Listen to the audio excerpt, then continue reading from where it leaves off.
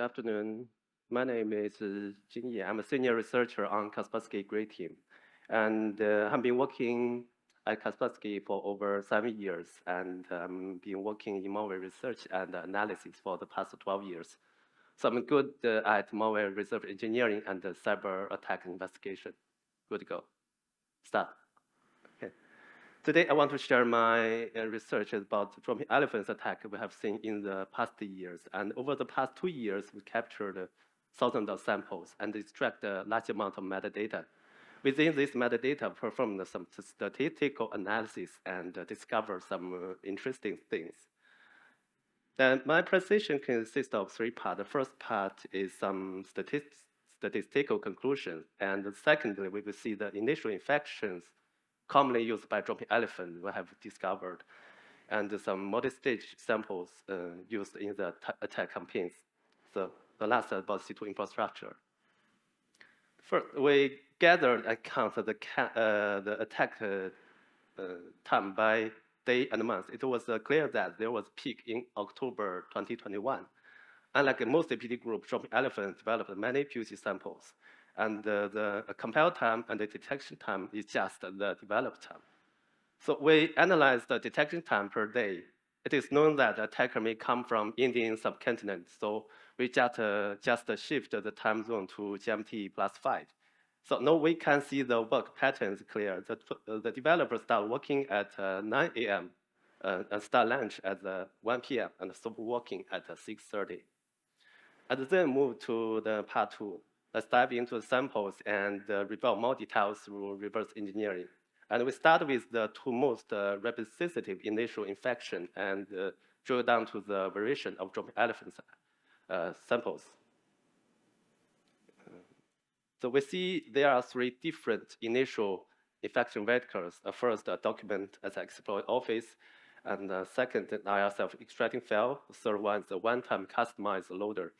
So accordingly, there are 3 different types of multi-stage execution flow. So the payload can be flexible combined. This is type 1. So starting from the exploit, there are 3 options. 3 options to load different payload as the first stage. So these payloads include the pub fantasy and some other backdoors. This is stage 1. It will then download the plugin to achieve different goals. The second type is relatively rare. The dropper is the IR self-tracking file. It will release VB script and the bat script and the pub fantasy. The VB will run bat will run the pub fantasy. So we have seen many POC samples use this execution flow, but only one was used in actual attack. So type 3, this is the most complex execution flow in the 3 types. So a customized dropper is used to release CS crypta and crypta. CS crypta will load the Quasar as a final payload, and crypta will load other backdoors. So from 2021, dropping elephants start to launch a phishing attack using the theme of COVID-19 epidemic. So they delivered malicious documents like this and start to exploit the CVE 2017-11AA2, then triggering shellcode loading the backdoor Jekyll High.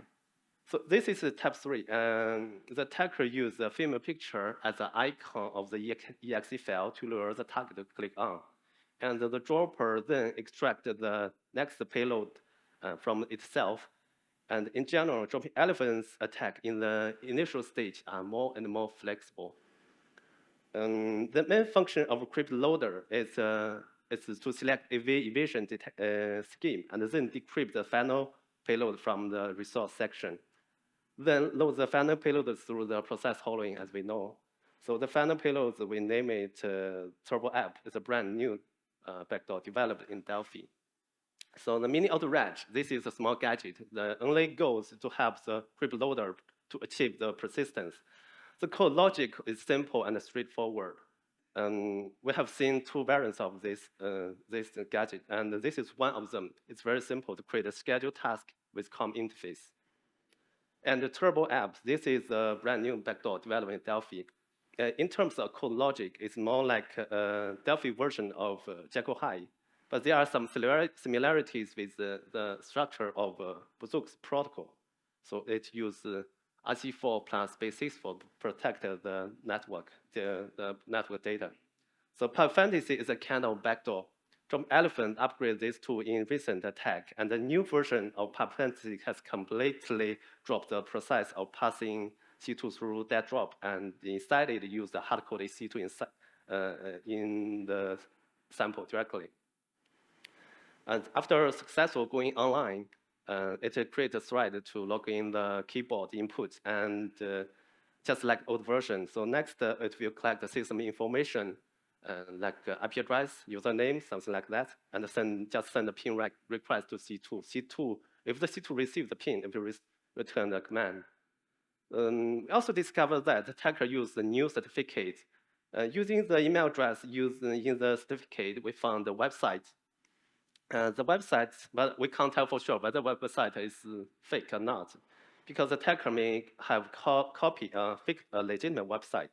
So the certificate is revoked now.